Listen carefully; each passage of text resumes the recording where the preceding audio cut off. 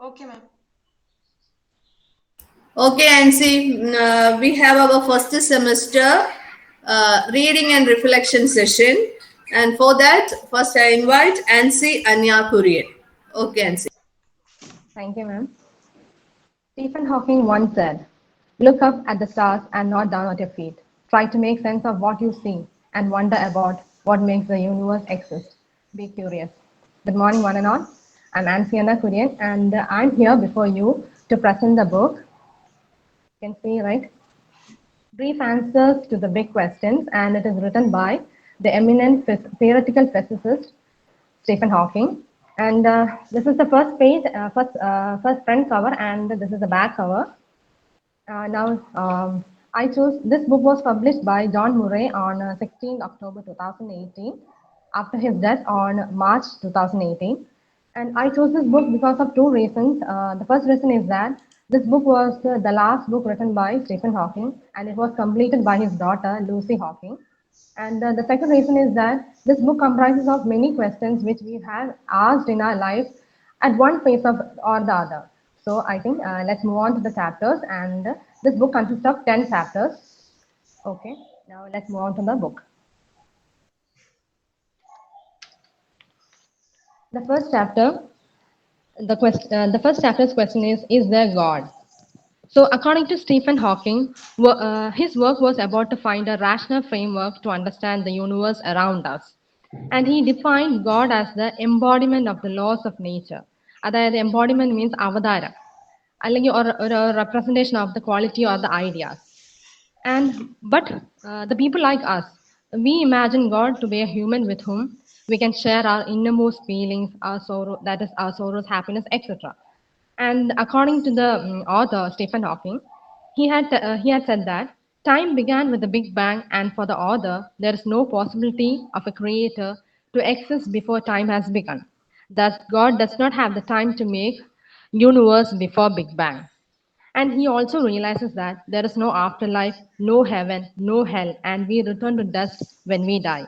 അതായത് അദ്ദേഹം റിയലൈസ് ചെയ്ത് ഹെവനോ ഹെല്ലോ ഒന്നുമില്ല, ആഫ്റ്റർ ലൈഫും ഇല്ല.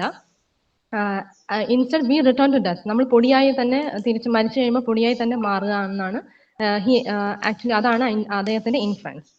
So this was the first chapter, and next chapter, the question is, how did it all begin?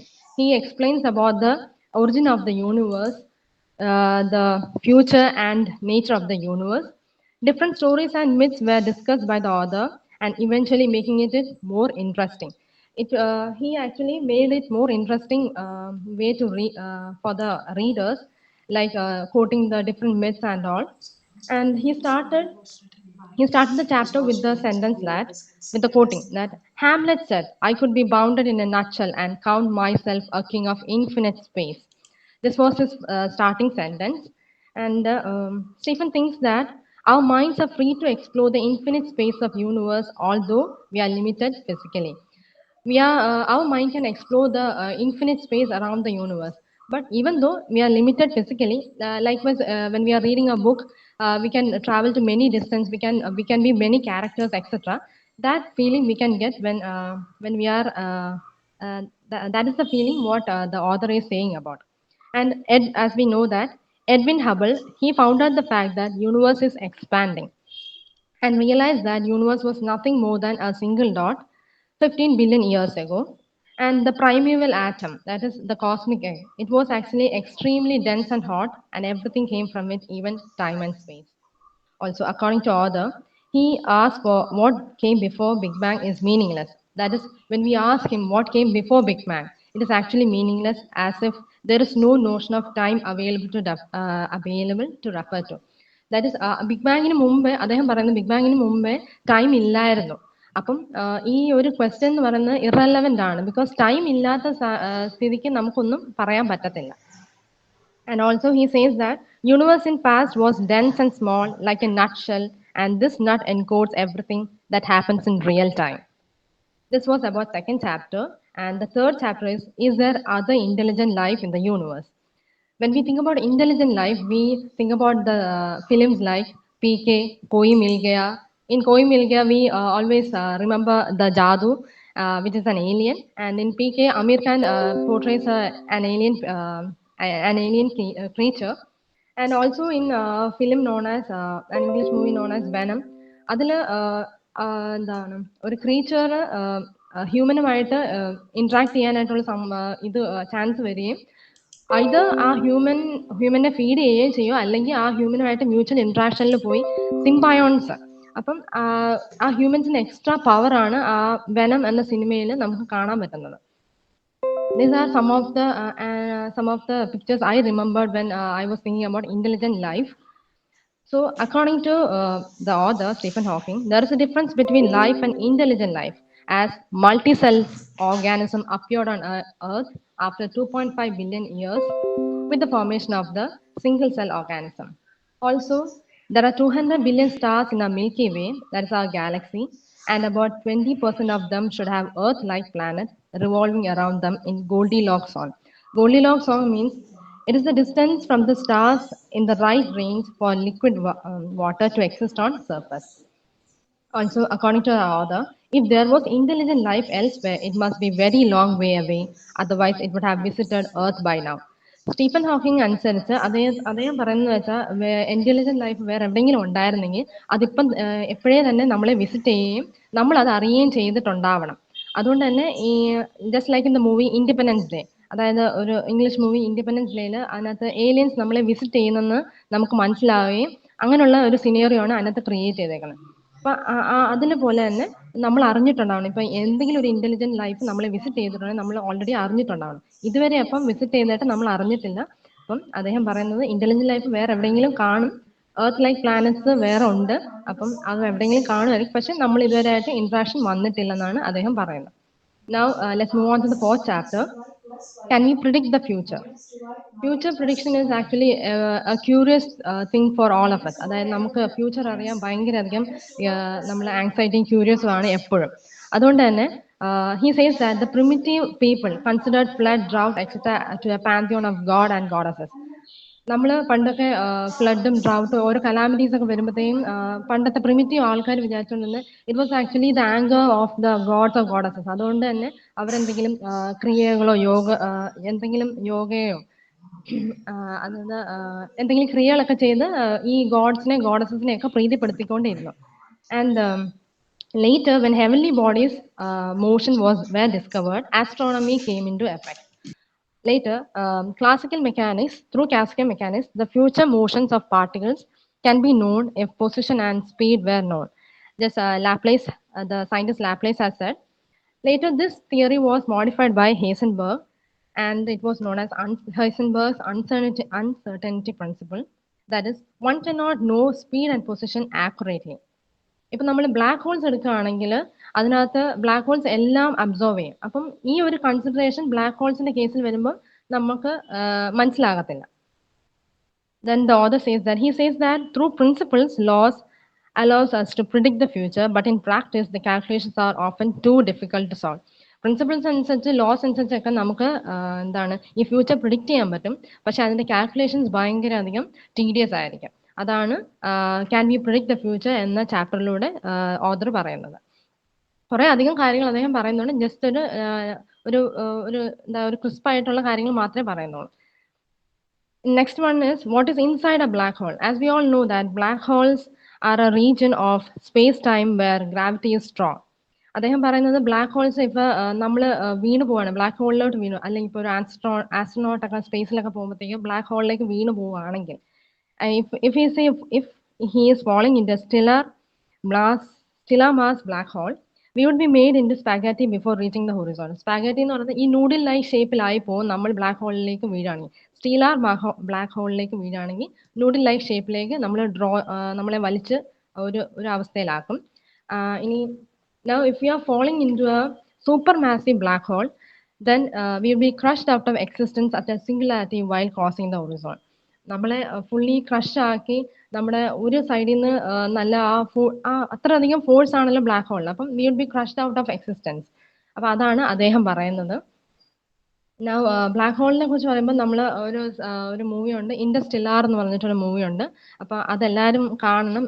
അതിനകത്ത് മെയിൻ കാസ്റ്റ് അത് അവര് ബ്ലാക്ക് ഹോളിലൂടെ കടന്ന് പുതിയ പ്ലാനറ്റ്സിലേക്കും, അതായത് ഏർത്തിൽ കുറെ വർഷങ്ങൾ കഴിയുമ്പോഴത്തേക്കും ഭയങ്കര അധികം കുറച്ച് കലാമിറ്റീസ് ഉണ്ടാകുകയും നമുക്ക് ഇവിടെ താമസിക്കാൻ പറ്റാത്ത ഒരു അവസ്ഥയാവുമ്പം കുറച്ച് ഒരു ടീമിനെ ബ്ലാക്ക് ഹോളിലൂടെ സഞ്ചരിച്ച് വേറെ പ്ലാനറ്റ്സിലേക്ക് എത്തിപ്പെടാനായിട്ട് ഹാബിറ്റബിൾ പ്ലാനറ്റ്സിന്റെ സെർച്ചിന് വേണ്ടിയിട്ട് പറഞ്ഞു വിടുന്ന ഒരു സ്റ്റോറിയാണ് ഇന്റർസ്റ്റെല്ലാർ. അപ്പം അതിനകത്ത് നമ്മൾ ഈ മെയിൻ കാസ്റ്റ് ബ്ലാക്ക് ഹോളിലൂടെ സഞ്ചരിക്കുന്നതായിട്ട് നമുക്ക് കാണാൻ പറ്റുകയും അങ്ങനത്തെ ഇൻസ്റ്റൻസ് കാണാൻ പറ്റുകയും ചെയ്യുന്നുണ്ട്. Now 6th chapter is time travel possible? നമ്മൾ ഒത്തിരി അധികം സിനിമകൾസ് പല ലാംഗ്വേജസിൽ ടൈം ട്രാവൽ എന്ന് പറഞ്ഞിട്ടുള്ളൊരു കോൺസെപ്റ്റ് വെച്ചിട്ട് പല സിനിമകൾ കണ്ടിട്ടുണ്ട്. അപ്പം the author says that researchers at the University of Queensland, based on laws of physics, time travel is possible according to new calculation. Time travel is actually possible according to new calculation.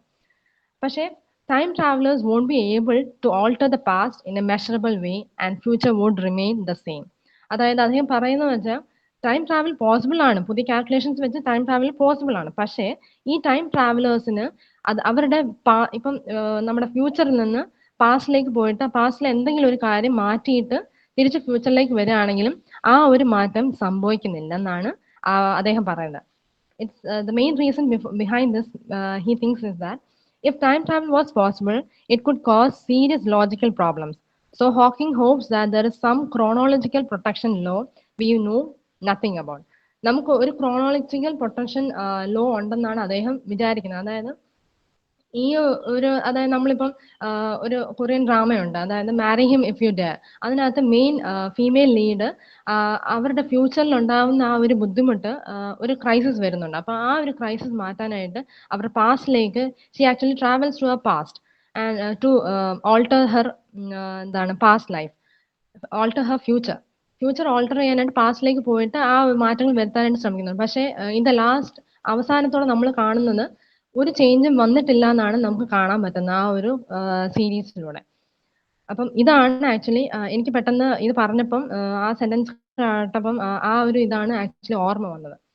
പിന്നെ ആ ചാപ്റ്ററിനകത്ത് പറയുന്നുണ്ട് Hawking actually held a party in 2009 at the University of Cambridge for time travelers. Time ട്രാവലേഴ്സിന് വേണ്ടിയിട്ട് ഒരു party തന്നെ അദ്ദേഹം organise ചെയ്തെന്നാണ് പറയുന്നത്. പക്ഷെ അതിന്റെ ഇൻവിറ്റേഷൻ ആർക്കും അയച്ചിരുന്നില്ല. അതാണ് അതിന്റെ മെയിൻ ഒരു ഹൈലൈറ്റ്. അതായത് ആ ചാപ്റ്റർ വായിക്കുമ്പോൾ നമുക്ക് വിശദമായിട്ടുള്ള കാര്യങ്ങളൊക്കെ മനസ്സിലാവും. അതിന്റെ ഇൻവിറ്റേഷൻ അടുത്ത ദിവസമാണ് അയക്കുന്നത്. അപ്പോൾ അടുത്ത ദിവസം ആർക്കെങ്കിലും ആ ഇൻവിറ്റേഷൻ കിട്ടിയിട്ട് തിരിച്ച് ഏതെങ്കിലും ഒരു ടൈം ട്രാവലർ വരികയാണെങ്കിൽ ആ ടൈം ട്രാവലറിനെ സ്വീകരിക്കാനായിട്ട് ഹോക്കിംഗ് അവിടെ ഉണ്ടായിരുന്നു ആ ദിവസം എന്നാണ് പറയുന്നത്. കൂടുതൽ ഡീറ്റെയിൽസ് നമുക്ക് ആ ചാപ്റ്റർ ബുക്ക് വായിക്കുമ്പോൾ മനസ്സിലാവും. Now next chapter is will we survive on earth? അദ്ദേഹം Stephen Hawking actually expresses his deepest concerns about the climate changes, global warming, and due to global warming, glacier melting is occurring, and which elevates the sea level, and it actually eventually causes the invasion of land. അപ്പൊ ഈ ഒരു crisis അദ്ദേഹം ഒത്തിരി അധികം concerns കാണിക്കുന്നുണ്ട്. കാരണം ഇനിയും അദ്ദേഹം പറയുന്നത് ഒരു 1000 വർഷം കൂടുതൽ ഹ്യൂമൻസിന് ഏർത്തിൽ ഹാബിറ്റ് ചെയ്യാൻ പറ്റത്തില്ല, ഏർത്ത് ജീവിക്കാൻ പറ്റത്തില്ലെന്നാണ് അദ്ദേഹം പറയുന്നത്. അത് may be it is due to our climate change. ആ ക്ലൈമറ്റ് ചേഞ്ച് കാരണം ഇനി ഒരു സമയം വരെ സൾഫ്യൂരിക് ആസിഡ് റെയിൻ വരെ ഉണ്ടാവാമെന്നാണ് അദ്ദേഹം പറയുന്നത്. Then large amounts of carbon dioxide are released due to increase in ocean temperature. Also asteroid collision. അതായത് പണ്ട് ഡൈനോസേഴ്സിനെ മൊത്തത്തിൽ ആ ഒരു സ്പീഷീസിൽ നിന്ന് ഇല്ലാതാക്കിയത് ഏതോ ഒരു ആസ്ട്രോയിഡ് കൊല്യൂഷൻ കൊണ്ടാണെന്ന് വരെ ഒരു തിയറീസ് ഉണ്ടല്ലോ. അപ്പം അങ്ങനത്തെ ഉള്ള കാര്യങ്ങൾ, അപ്പൊ അതുപോലെ asteroid collisions and runaway climate change make our climate that of വീനസിന്റെ ക്ലൈമറ്റ് 250 ഡിഗ്രി സെൽഷ്യസ് അത്രയും ഒരു അവസ്ഥയിലേക്ക് എത്തിക്കും എന്നാണ് സ്റ്റീഫൻ ഹോക്കിങ്ങിന്റെ conclusions. And this was about the 7th chapter. And now when we move on to the 8th chapter, should we colonize space? അത് ഏറ്റവും വലിയൊരു ചിന്തയായിട്ട് അദ്ദേഹം കൊണ്ടുവരുന്നു. അതായത് according to Stephen, current goals എന്ന് പറയുന്നത് a moon base by 2050 and a manned Mars landing by 2070. അദ്ദേഹം പറയുന്നുണ്ട് നമുക്ക് ഇനി ലൈഫ് ഏർത്തിൽ ഭയങ്കര ബുദ്ധിമുട്ടായി വരും ഇനി പോകുന്ന വർഷങ്ങളിലുള്ള, അല്ലെങ്കിൽ നമ്മൾ അതിനനുസരിച്ച് പ്രവർത്തിക്കണം. അപ്പം നമ്മുടെ ഈ പോപ്പുലേഷൻ കൂടുന്നതനുസരിച്ചും നമ്മുടെ യൂസ് കൂടുന്നതനുസരിച്ച് നമ്മുടെ റിസോഴ്സസ് ഒക്കെ നമ്മൾ എക്സ്പ്ലോയിറ്റ് ചെയ്യുന്ന ആ ഒരു ബുദ്ധിമുട്ടുകളൊക്കെ അനുസരിച്ച് we should actually do an exploration of the solar system. അദ്ദേഹം അതാണ് ഉദ്ദേശിക്കുന്നത്. അതായത് life on earth was wiped out by disaster അല്ലെങ്കിൽ genetically engineered virus or other dangers. ഇപ്പൊ കൊറോണ വൈറസിന്റെ സമയമാണ്. അപ്പം ആ കൊറോണ വൈറസ് ബാധിച്ച് ഒത്തിരി അധികം ആൾക്കാർ മരിച്ചുപോയി. അപ്പം it is actually wiping out of life. അപ്പൊ ഇങ്ങനെയുള്ള സാഹചര്യം വരുമ്പോൾ നമ്മൾ ആക്ച്വലി സോളാർ സിസ്റ്റത്തിൽ കൂടുതൽ എക്സ്പ്ലോറേഷൻ നടത്താനും എർത്തിനെ പോലെ ബെറ്റർ ആയിട്ടുള്ള ഒരു ഹാബിറ്റായിട്ട് കണ്ടുപിടിക്കാനായിട്ടുള്ള ഇനിഷ്യേറ്റീവ്സ് നമ്മൾ എടുക്കണം എന്നാണ് സ്റ്റീഫൻ ഹോക്കിംഗ് പറയുന്നത്. And also he points out that rover on Mars, Perseverance, Curiosity അങ്ങനെയുള്ള റോവേഴ്സ് എല്ലാം നാസ ഇപ്പോഴേ ലാൻഡ് ചെയ്യിപ്പിച്ചു കഴിഞ്ഞു. പിന്നെ അതുപോലെ തന്നെ പല കൺട്രീസും many countries are actually taking an initiative in exploring the solar system. And also they landed a probe on Titan. Titan എന്ന് പറയുന്നത് മൂൺ ഓഫ് സാറ്റേൺ ആണ്. Now the next one എന്ന് പറഞ്ഞാൽ he also discusses about planet Mars and creating colonies in there. അതായത് അദ്ദേഹത്തിന്റെ ഒരു current ആയിട്ടുള്ള ഒരു ഗോൾ എന്ന് പറയുന്നത് തന്നെ പ്ലാനറ്റ് മാർസിൽ മാൻ്റെ ഒരു കോളനി 2070 ക്രിയേറ്റ് ചെയ്യുക എന്നാണ് അദ്ദേഹം പറയുന്നത്. അപ്പം ഇങ്ങനത്തെ കാര്യങ്ങളാണ് 8th ചാപ്റ്ററിൽ പറയുന്നത്. Should be colonise space. Now when we move on to the 9th chapter, will artificial intelligence outsmart us? അതായത് according to him, the eradication of disease and poverty is possible with the development of artificial intelligence. He expresses his concerns if artificial intelligence would surpass human, then it would form a will against the will of us. അതായത് ഇപ്പൊ നമ്മള് അദ്ദേഹം പറയുന്ന main ഒരു കാര്യം എന്ന് പറഞ്ഞാൽ ഇപ്പോഴത്തെ റിസർച്ചേഴ്സ് എല്ലാം ആർട്ടിഫിഷ്യൽ ഇന്റലിജൻസ് നമ്മൾ കൺട്രോൾ ചെയ്യുന്ന രീതിയിലുള്ള ആർട്ടിഫിഷ്യൽ ഇന്റലിജൻസ് വേണം ക്രിയേറ്റ് ചെയ്യാൻ. അല്ലെങ്കിൽ നാളെ കാലത്ത് അവർ നമ്മളെ ഔട്ട്സ്മാർട്ട് ചെയ്ത് നമുക്ക് നമ്മുടെ വില്ലിന് എഗെയിൻസ്റ്റ് ആയിട്ട് പോകും. അതായത് നമ്മളിപ്പം ഇനി നാളെ കാലത്ത് റോബോട്ട്സുകളുടെ കാലമായിരിക്കും. അപ്പൊ നമ്മളുടെ എന്ത് ഹെൽപ്പിനും റോബോട്ടുകൾ ഉണ്ടാവുന്ന ഒരു കാലമായിരിക്കും. അപ്പം അവർക്ക് കൂടുതൽ ആർട്ടിഫിഷ്യൽ ഇന്റലിജൻസ് അല്ലെങ്കിൽ അവരുടെ ഇന്റലിജൻസ് ഡേ ബൈ ഡേ കൂടിക്കൊണ്ടിരിക്കുകയാണ് നമ്മുടെ പല മോഡിഫിക്കേഷൻസ് അനുസരിച്ച്. അപ്പം അങ്ങനെയൊക്കെ ചെയ്യുമ്പം they will go against us. അപ്പൊ അങ്ങനത്തെ ഒരു വേൾഡ് ആണ്. അതും അദ്ദേഹത്തിന് ഒരു മേജർ കൺസേൺ ആണ്. പിന്നെ പറയുന്നത് ഒരു ഓട്ടോമാറ്റിക് വെപ്പൺസിന്റെ കാര്യം. അതായത് ഓട്ടോമാറ്റിക് ആയിട്ട് ന്യൂക്ലിയർ വെപ്പൺസ് പല കൺട്രീസിന്റെയും കയ്യിൽ അവൈലബിൾ ആണ്. അപ്പൊ ഈ വെപ്പൺസ് ടെററിസ്റ്റിന്റെ കയ്യിൽ എത്തുകയാണെങ്കിൽ what would be our state എന്നാണ് അദ്ദേഹത്തിന്റെ ഭയങ്കര ഒരു കൺസേൺ. അതായത് അവർ എക്സ്പ്ലോയിറ്റ് ചെയ്യും, ഉറപ്പായിട്ട് എക്സ്പ്ലോയിറ്റ് ചെയ്യും. അത് നമ്മുടെ ഡിസ്ട്രോയലിന് തന്നെയായിരിക്കും സംഭവിക്കുന്നത്. അപ്പൊ അങ്ങനത്തെ ആ ന്യൂക്ലിയർ വെപ്പൺസ് എല്ലാം ഷട്ട് ഡൗൺ ചെയ്യണമെന്നാണ് അദ്ദേഹം ഇതിനകത്തൂടെ പറയുന്നത്. പിന്നെ പല വലിയ ആൾക്കാരുടെയും ഈ ആർട്ടിഫിഷ്യൽ ഇന്റലിജൻസിനെ കുറിച്ചിട്ടുള്ള അതിന്റെ ഇമ്പാക്ട് ഓൺ സൊസൈറ്റി അതിനെ കുറിച്ചിട്ടുള്ള സ്റ്റഡി നടത്താനായിട്ടും അദ്ദേഹം മെയിൻ ആയിട്ട് പറയുന്നുണ്ട് ഇതിനകത്ത് ഈ ഒരു ചാപ്റ്ററിൽ. പിന്നെ അദ്ദേഹം പറയുന്നത് we need not fear change but we need to make it work to our advantage. അതായത് ബെറ്റർമെന്റ് ഓഫ് ഹ്യൂമൻ റേസിന് വേണ്ടിയിട്ട് നമ്മൾ അഡ്വാൻറ്റേജസ് എടുക്കണം. പക്ഷെ നമ്മൾ ആ ചേഞ്ചിനെ ഫിയർ ചെയ്യേണ്ട ആവശ്യമില്ല. പക്ഷെ നമ്മൾ അതിനെ കൺട്രോൾ ചെയ്യാൻ നമുക്ക് അറിഞ്ഞിരിക്കണം. Now let's move on to the 10th chapter, the final chapter. How do we shape the future? According to the author, development of fusion power to give unlimited supply of clean energy. We should switch on to the electric cars. Through nuclear fusion, inexhaustible supply of energy without pollution and global warming should be put forward. Artificial ഇന്റലിജൻസിന്റെ case പറഞ്ഞപ്പോഴത്തേക്ക് self driving cars, CRISPR technology അതായത് gene editing technology, നമ്മുടെ 2020 Nobel prize കിട്ടിയത് തന്നെ CRISPR technology invent ചെയ്തിട്ടുള്ള 2 scientist ആയിരുന്നു, female 2 scientist, ഇമാനുവേല ഷാർപ്പന്റിയറും Jennifer ഡോഡ്നയും. അവർക്കായിരുന്നു ആ ഒരു ടെക്നോളജിക്ക് വേണ്ടിയിട്ട് 2020 നോബൽ പ്രൈസ് കിട്ടിയത് കെമിസ്ട്രിന്ന്.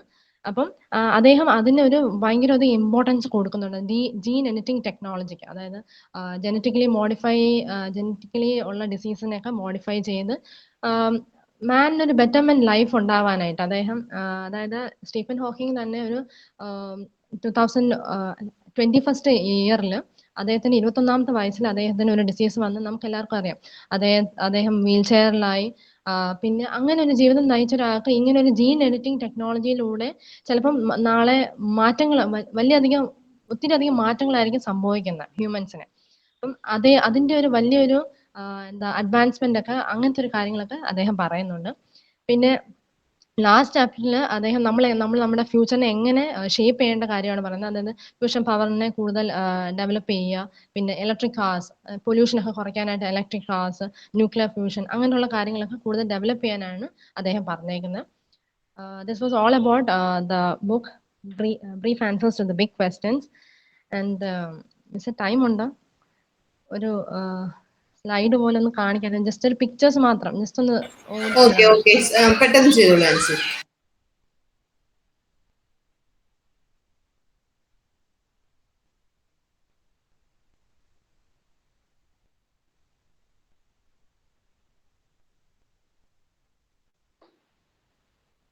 കാണാൻ പറ്റുന്നുണ്ടോ? Yes yes. ഇതായിരുന്നു പ്രൈമേവൽ ആറ്റത്തിന്റെ കാര്യം പറഞ്ഞത്. പ്രൈമേവൽ ആറ്റത്തിൽ ആ ഡെവലപ്മെന്റ് ഓരോ സ്റ്റേജസിൽ ആ ഒരു ചെറിയ ആറ്റത്തിൽ നിന്ന് ഇപ്പോഴത്തെ യൂണിവേഴ്സ് എങ്ങനെ ഡെവലപ്പ് ആയി എന്നുള്ള കാര്യങ്ങളാണ് ഈ ഒരു പിക്ചറിലൂടെ പറയുന്നത്. പിന്നെ പ്രൈമേവൽ ആറ്റത്തിന്റെ ബുക്ക് ലെമെത്രെ ജോർജസ് ലെമെത്രെ എഴുതിയ പുസ്തകമാണ്. പിന്നെ നെക്സ്റ്റ് വൺ എന്ന് പറഞ്ഞാൽ ഇതാണ് ഞാൻ പറഞ്ഞ വെനത്തിലെ അതാണ് ലെഫ്റ്റ് സൈഡിലുള്ളതാണ് സിബ് ബയോൺസും, റൈറ്റ് സൈഡാണ് നമ്മുടെ മെയിൻ ക്യാരക്ടറും. കോയിമിൽക്ക നമുക്ക് എല്ലാവർക്കും അറിയാം, PK നമുക്ക് സിനിമ അറിയാം. നെക്സ്റ്റ് വൺ ബ്ലാക്ക് ഹോളിന്റെ കേസ് പറയുമ്പോൾ ഇൻസ്റ്റെലാർ, ഇതാണ് മൂവി അതിന്റെ പോസ്റ്റർ. പിന്നെ what would happen if we fell into black hole, ഒരു ആർട്ടിക്കിൾ കണ്ടതാണ്.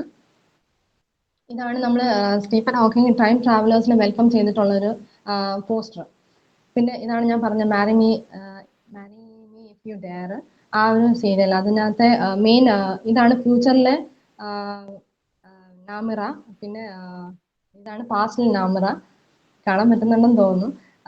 എന്നിട്ട് ഇതാണ് അതിനകത്തെ മെയിൻ ക്യാരക്ടേഴ്സ്. പിന്നെ ഇതാണ് നമ്മുടെ സ്റ്റീഫൻ ഹോക്കിംഗ് എന്താണ് അന്നത്തെ ആ ബ്രോഷർ, അന്ന് ആ ടൈം ട്രാവലേഴ്സിന് വേണ്ടിയിട്ടുള്ള ബ്രോഷർ ഇതായിരുന്നു. ഇത് ക്ലൈമറ്റ് ചേഞ്ച്, ആ ഡൈനോസേഴ്സിന് ആസ്ട്രോയിഡ്സിന് എന്താ സ്ട്രൈക്ക് കൊണ്ട് ക്ലൈമറ്റ് ചേഞ്ചിന്റെ കാര്യത്തിൽ, അതായത് ക്ലൈമറ്റ് ചേഞ്ച് മൂലം ഡൈനോസേഴ്സ് ഒക്കെ ആ വംശം തന്നെ ഇല്ലാതായെന്നുള്ള കാര്യങ്ങൾ വരുന്ന ഒരു ആർട്ടിക്കിളാണിത്.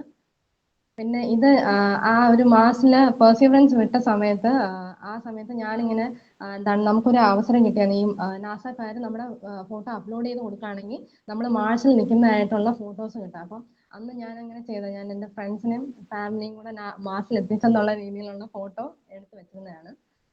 പിന്നെ ഇത് നമ്മുടെ ഫ്ലൈയിങ് കാർസ്, ആർട്ടിഫിഷ്യൽ ഇന്റലിജൻസിന്റെ ഡെവലപ്മെന്റ്, ഇത് ക്രിസ്മസ് ടെക്നോളജിയുടെ ഒരു poster. That's all. Thank you. Have a nice day. Okay, Ansi. You have done it very nicely. നിങ്ങൾക്ക് അതുമായിട്ട് ബന്ധപ്പെട്ട കൂടുതൽ ഡീറ്റെയിൽസ് കിട്ടിയെന്നാണ് ഞാൻ വിചാരിക്കുന്നത്. She spoke about Stephen Hawking, the science man of curious, അല്ലെങ്കിൽ നമുക്ക് പറയാൻ പറ്റും man of time. We are consider him as a culture icon ആയിട്ട് കൺസിഡർ ചെയ്യുന്ന ഒരാളാണ്. Is a man of legacy. അങ്ങനെയൊക്കെ ഉള്ള ഒരു മനുഷ്യൻ. സാധാരണ നമ്മുടെ ജീവിതത്തിൽ ഒരു ട്രാജഡി സംഭവിച്ചാൽ we become believers, but here he became a man of science. That's why he is always termed as a man of time, not as a man of faith. അതാണ് വ്യത്യാസം. മാൻ ഓഫ് ടൈം എന്നാണ് അദ്ദേഹത്തെ അറിയപ്പെടുന്നത്. So the book selection and the presentation was really good, Nancy. Keep going. Okay, so now I invite Ashna. Ashna, are you there? Yes, ma'am. Ma'am? Okay, Ashna, you can go for presentation.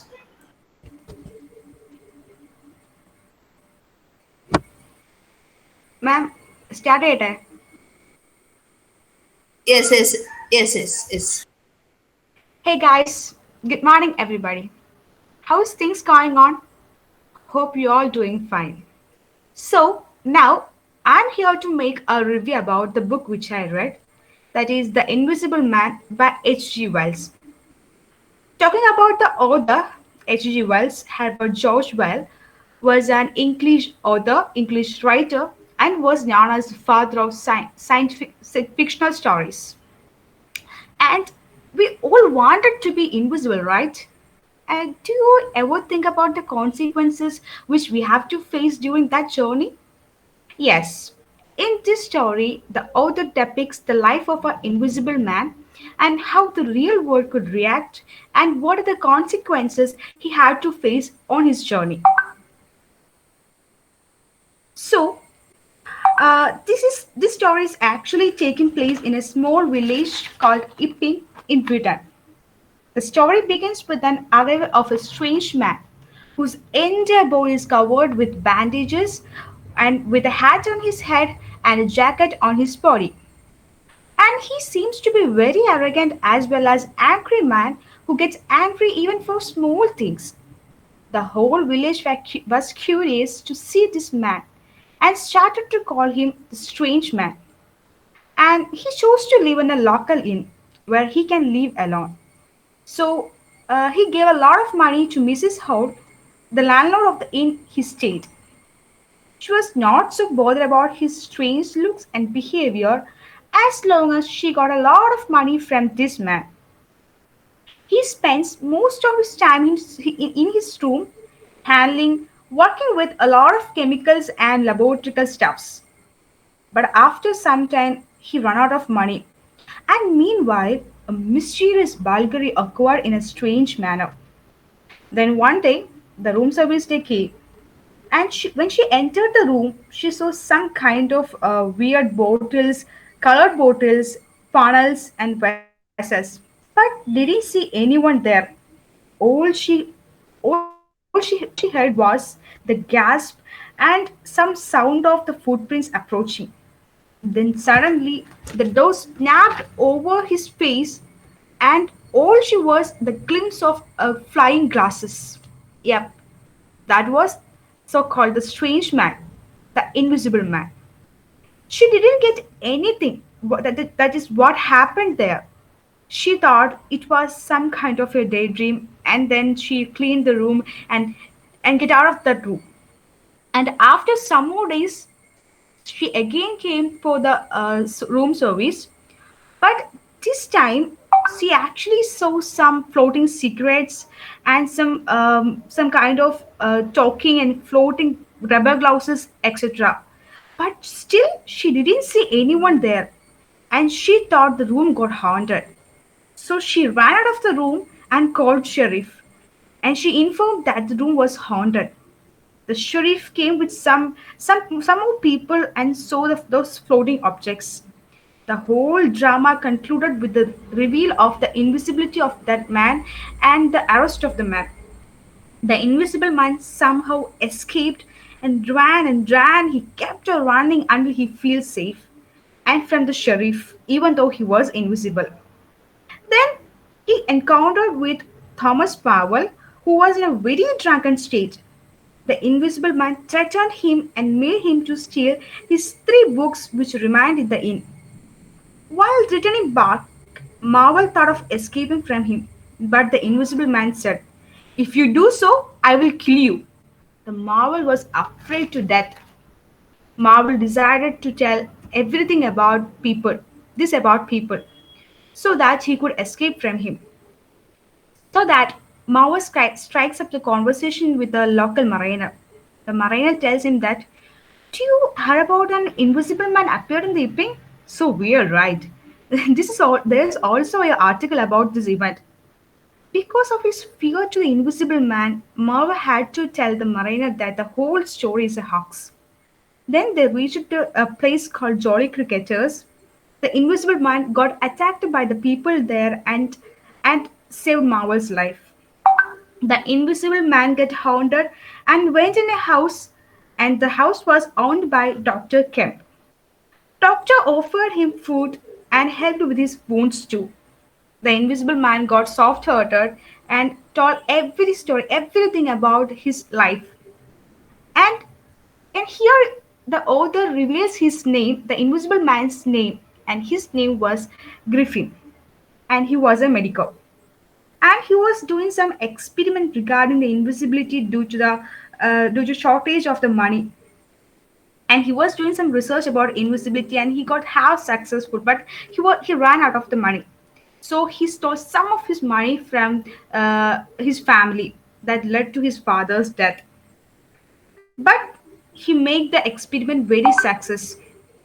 But he got indebted to so many people. so that he applied the experiment on himself and left his home after burned down the room so no one get any evidence of his invisibility. Because of his invisibility, he had to go through so many hardships outside there. He had walked naked even in the winter too so that no one feels strange. And the people pushed him to the road. So that's why he wore some those strange kinds of bandages, hats and jackets. And he said, and also after telling all this whole story, he was so aggressive about the native people there. And he told Dr. Kemp that he's gonna spread terror in the village for which he need Dr. Kemp's help. After hearing this, Dr. very secretly informed the police so that the stranger man had to face the police and he went to kill Dr. Kemp. Dr. Kemp tried to run away from him. While running, he asked some natives for help. Griffin was tried to Griffin, while trying to catch Dr. Kemp, he was killed by the people. After his death, his body became visible. Meanwhile, the three important books I told you now, those important books was with the Thomas Marvel, which he denies us, and that was the end of the story. If you are a science thriller lover, then don't miss this book. It's a really interesting book explaining the life of the invisible man if anyone considers to think about. I think everyone should buy it and read it nicely and see the magic of this book. Hope you enjoyed this well. Be safe and thank you. Very good, Ashna. Ashna discussed about H.G. Wells' story of Invisible Man. Really, it's a very good book and really an excellent presentation also because your reading skill is good, Ashna. Your way of modulations, all that very good. And this book gave him a good name for Wells, that man of science fiction. Am I right? ഈ ബുക്കിന് ശേഷമാണെന്ന് തോന്നുന്നു അദ്ദേഹത്തെ man of science fiction എന്ന yes yes this is really important how a stranger can make influence in our life. This book really tells about that. നമുക്കും ചിന്തിക്കാന്നുള്ളൂ നമ്മുടെ ജീവിതത്തിലേക്ക് ഒരു ഇങ്ങനെ ഒരു സ്ട്രേഞ്ചർ കടന്നു വന്നാൽ what will happen to us also. It's really make you to think ഒരു അങ്ങനെ ഒരു സിറ്റുവേഷൻ നിങ്ങൾ ഓരോരുത്തർക്കും ചിന്തിക്കാം. ഒരു സ്ട്രേഞ്ചർ നാളെ നിങ്ങളുടെ ജീവിതത്തിൽ വന്നാൽ എന്താണ് സംഭവിക്കാൻ പോകുന്നത് ഇൻ സയൻസ് മോഡ്, സയൻസിനെ ഉപയോഗിച്ചുകൊണ്ട്. ഫാന്റസി മാത്രമല്ല, fantasy is there, along with fantasy he was thinking on the science mode. So that's a real good book. So congratulations, Ashna. Now we are inviting Adira. Yes, you can present, Adira.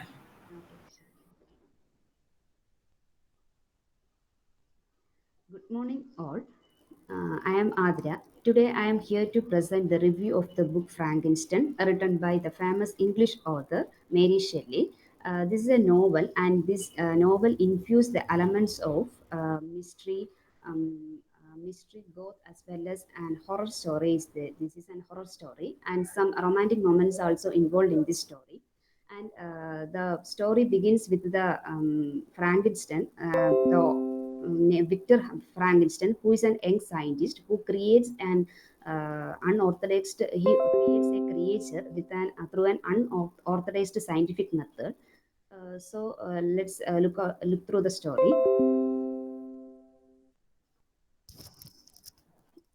So this story includes 23 chapter. അപ്പം ഇതിനകത്ത് പറയുന്നതെന്ന് വെച്ചാൽ Victor ഫ്രാങ്കൻസ്റ്റൺ എന്ന് പറയുന്ന ഒരു young scientist ഒരു unorthodox scientific എക്സ്പെരിമെന്റിൽ ഒരു ക്രിയേച്ചറിനെ ഉണ്ടാക്കുകയും അതൊരു 8 ഫുട്ട് മാൻ ആണ് അദ്ദേഹം ഉണ്ടാക്കുന്നത്. ആ ക്രിയേച്ചർ പിന്നെ അതൊരു മോൺസ്റ്ററായി മാറുകയും ആ മോൺസ്റ്ററിനെ അയാളുടെ അപ്പാർട്ട്മെന്റിൽ അവിടെ ഉപേക്ഷിച്ചിട്ട് വിക്ടർ പോവുകയാണ്. പക്ഷെ പിന്നീട് ആ മോൺസ്റ്റർ ഒറ്റയ്ക്കാവുകയും ആ മോൺസ്റ്റർ ഇതിനെതിരെ നമ്മുടെ ഈ മാസ്റ്ററിന് എതിരെ റിവെഞ്ച് എടുത്തിട്ട് ലാസ്റ്റ് മാസ്റ്ററിനെ കൊല്ലുകയാണ് ഇതിൻ്റെ ക്ലൈമാക്സ് എന്ന് പറയുന്നത്. അപ്പം ഈ സ്റ്റോറിയിലൂടെ നമ്മുടെ സയൻസിൻ്റെ അഡ്വാൻറ്റേജും ഡിസഡ്വാൻറ്റേജും പറയുന്നുണ്ട്. എങ്ങനെ ഈ സയൻറ്റിഫിക് മെത്തേഡ് തന്നെ അയാളുടെ മാസ്റ്ററിൻ്റെ ഡെഡിന് ഇടയാക്കി എന്നതാണ് പറയുന്നത്.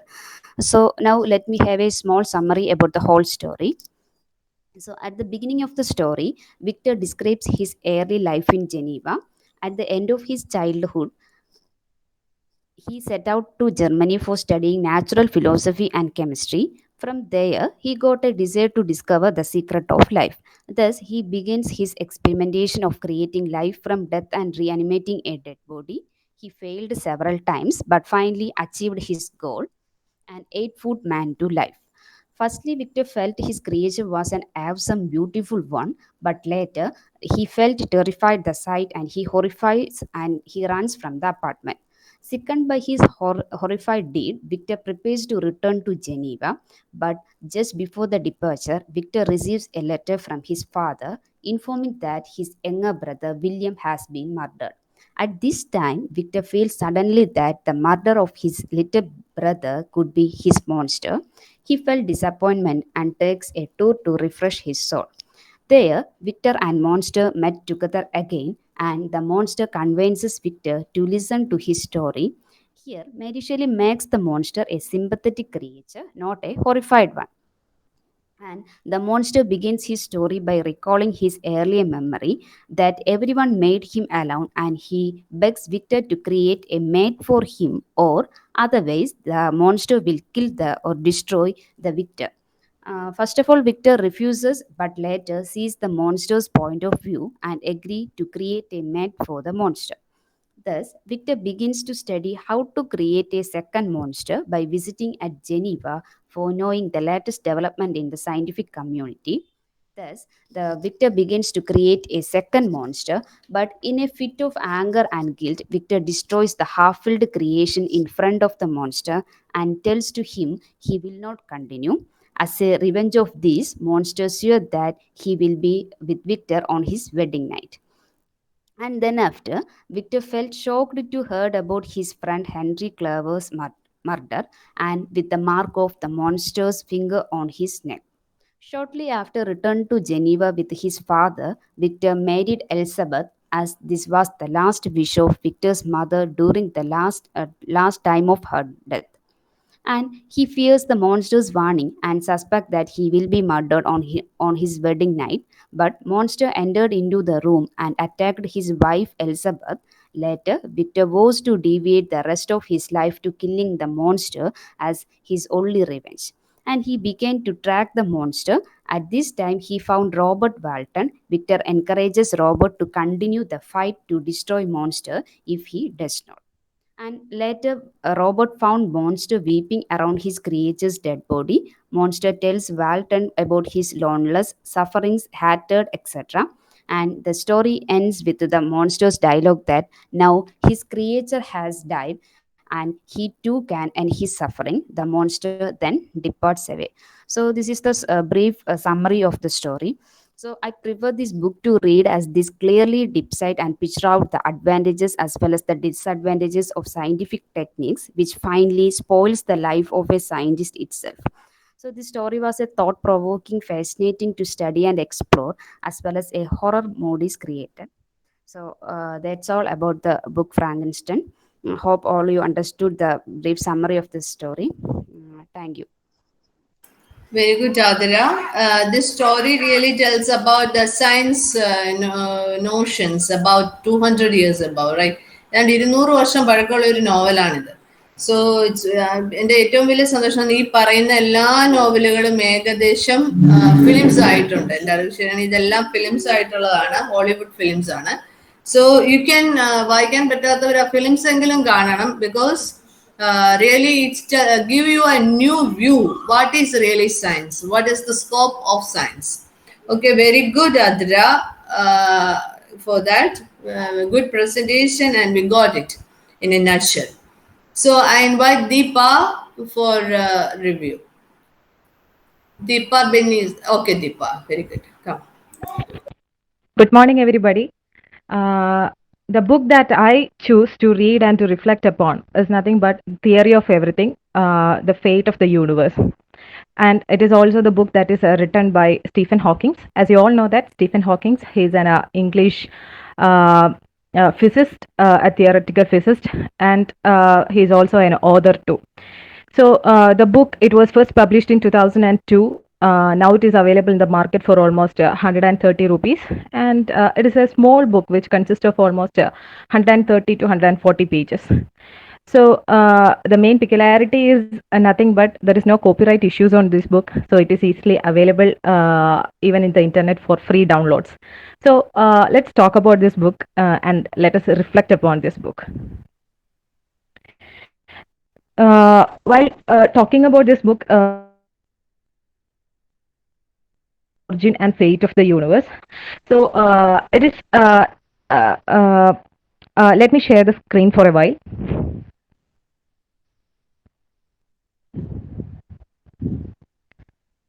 So that I choose to read, that is the theory of everything. As I told you that it is easily available in the internet, so you can easily download it and you can actually read this book. So when talking about this book, I told you it is it is the 7 chapters.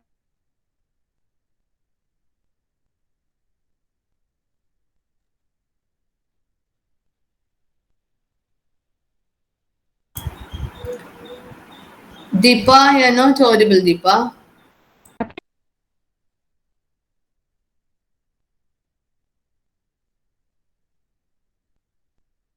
A brief introduction to almost all the 7 chapters, and I will end it up.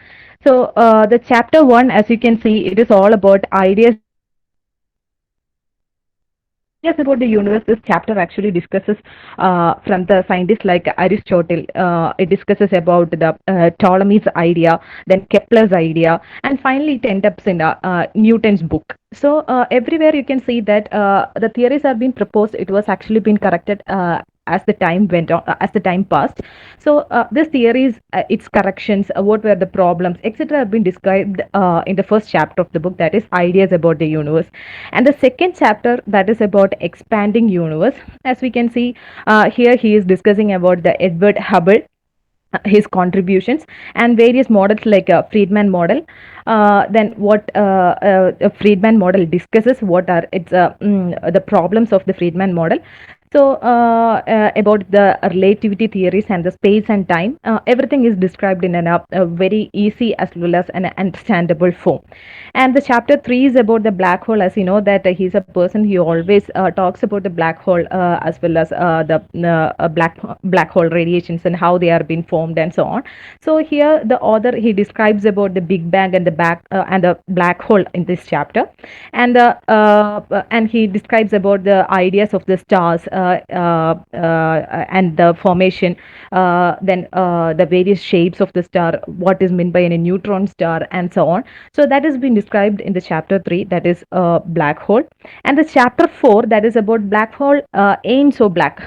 This seems to be a bit difficult, not a difficult one, but it took some time for me to digest the things that was written in the black hole ain't so black chapter, because it was talking something about a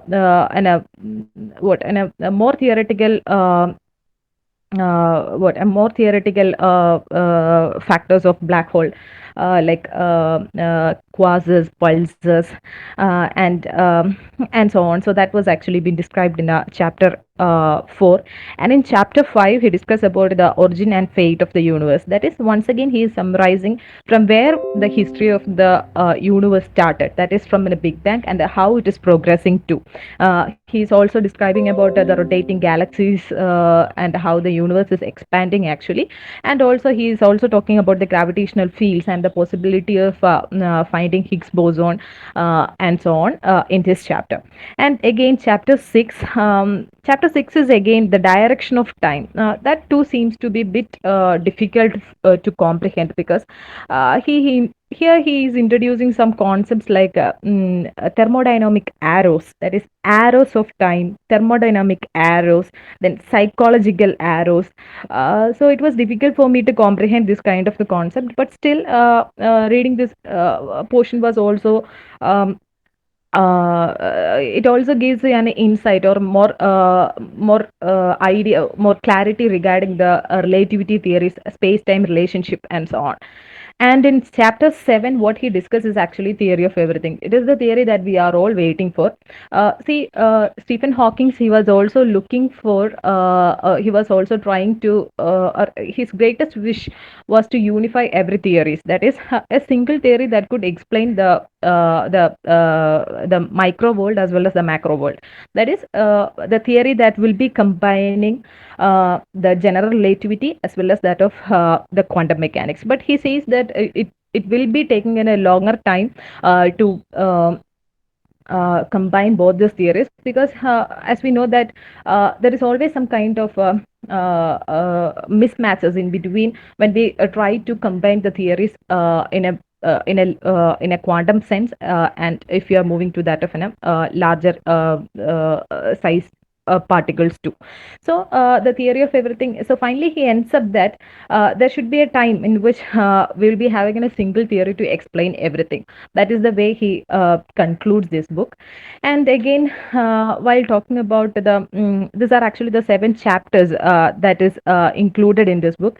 And the thing that I want to discuss is why, not to make a comment about an overall comment about the book is nothing but the most attraction about this book is nothing but the book is written in a very lucid form. That is it is very easily understandable. It is even understandable for a naive science reader like me. So everyone can understand this book. Even though he's a great theoretical scientist, he used to write this in a very understandable form. And at some places you can find that he used some wits. That is, a physicist who is writing a book on this such a great theories is explaining everything in a witty form. That makes me something that makes this book something very unique. And again, as I said, that some of the concepts like arrows of time, this thermodynamic arrows, these are actually the concepts which was difficult to comprehend, that I felt so.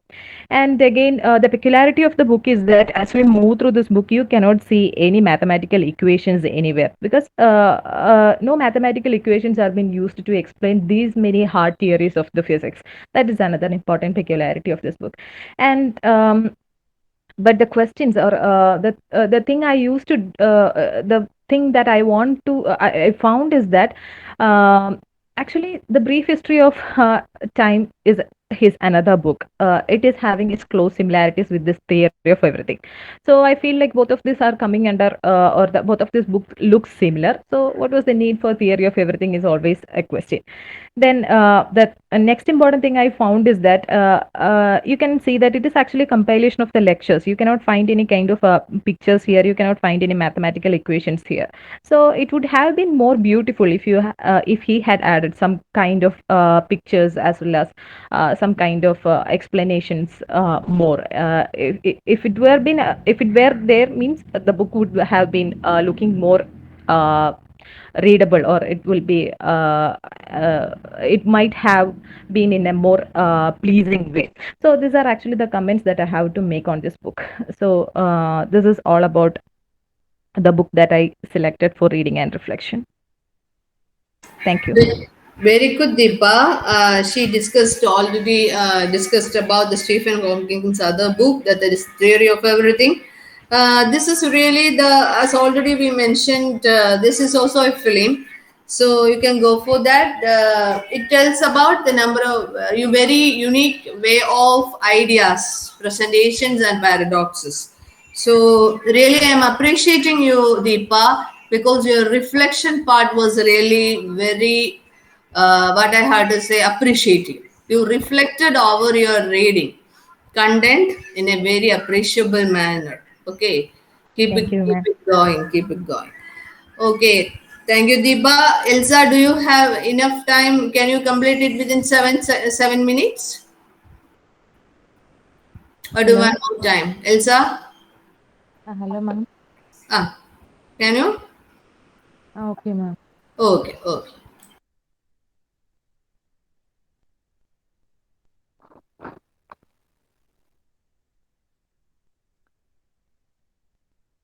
Hello, ma'am. Start it. Yes, Elsa, yes. Okay. Good morning, one and all. Today I am going to present the book A Brief History of Time from Big Bang to the Black Holes, written by Stephen Hawking. Stephen Hawking was an English theoretical physicist and cosmologist. It is one of the most famous and best-selling books. It was published by Bentham Dell Publishing Group in 1988. Sometimes I was so curious to know about the things happen behind the origin of universe. Here in this book, Hawking explains about the structure, origin, development of universe and also about space and time. That's why I have selected this book. We don't need any prior knowledge in physics to read this book. It is so simple and interesting to read. This book has about 12 chapters. Let's go through the chapters. In first chapter, Hawking discussed about astronomical studies using ideas of Aristotle and Ptolemy. Then in next two chapters, discuss about Aristotle's theory of absolute space and time, and also about theory of relativity. We all know that is equal to mc square, and also about theory of general relativity. In fourth and fifth chapter, explains about uncertainty principle, Big Bang theory, and quarks. Quarks means they are elementary particles. Then next two chapters discuss about black holes and Hawking's radiation. Black holes means it is a place in a space where gravity is so strong. Hawking's radiation means particle takes energy from the black hole instead of from the vacuum, and escape from the black hole is known as Hawking's radiation. In 8th and 9th chapter explains about time travel, wormholes, etc. Wormholes means it is identical to black hole which created in space. Next chapter explains about quantum field theory, which is one of the most important theory discussed in this chapter and book. The last chapter gives conclusion about all chapters and also shares authors' thoughts, anxieties and questions about universe. Then big bang theory എന്ന് പറയുമ്പോൾ big bang theory സിംഗുലാരിറ്റിയെ depend ചെയ്തിരിക്കുന്ന ഒരു കാര്യമാണ്. അതായത് universe began from singularity. Mass കുറവും density കൂടുതലും ആയ ഡെൻസിറ്റി കൂടുതലുമായിട്ടുള്ള ഒരു പോയിന്റ് ആയിരിക്കും സിംഗിൾ പോയിന്റ് എന്ന് അവിടെ ഉദ്ദേശിക്കുന്നത്. അവിടെ ടെമ്പറേച്ചർ ഹൈ ആയിരിക്കും, അതിൻ്റെ ഫലമായിട്ട് എക്സ്പ്ലോഷൻ ഉണ്ടാകും. അങ്ങനെയാണ് യൂണിവേഴ്സിൻ്റെ ഒറിജിൻ എന്നാണ് ബിഗ് ബാങ് തിയറിയിൽ ഹോക്കിങ്സ് എക്സ്പ്ലെയിൻ ചെയ്തിരിക്കുന്നത്.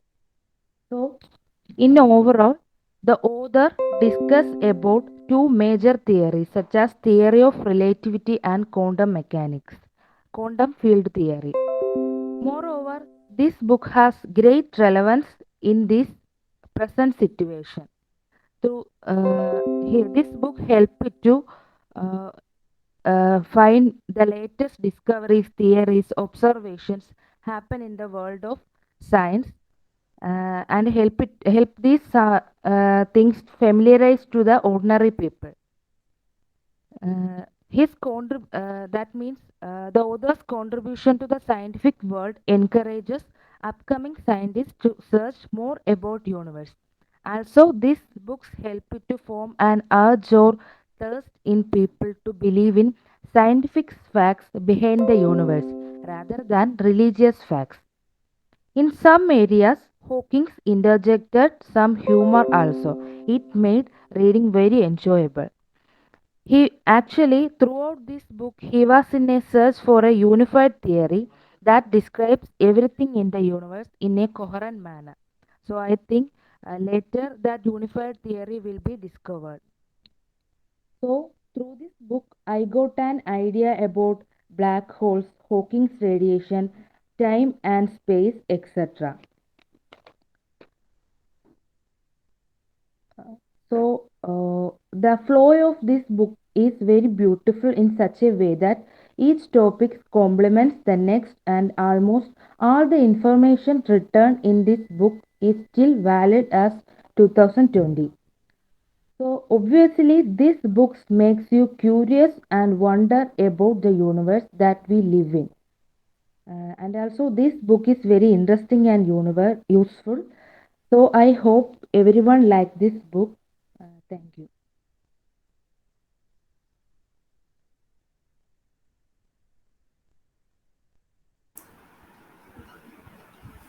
Hello, Elsa.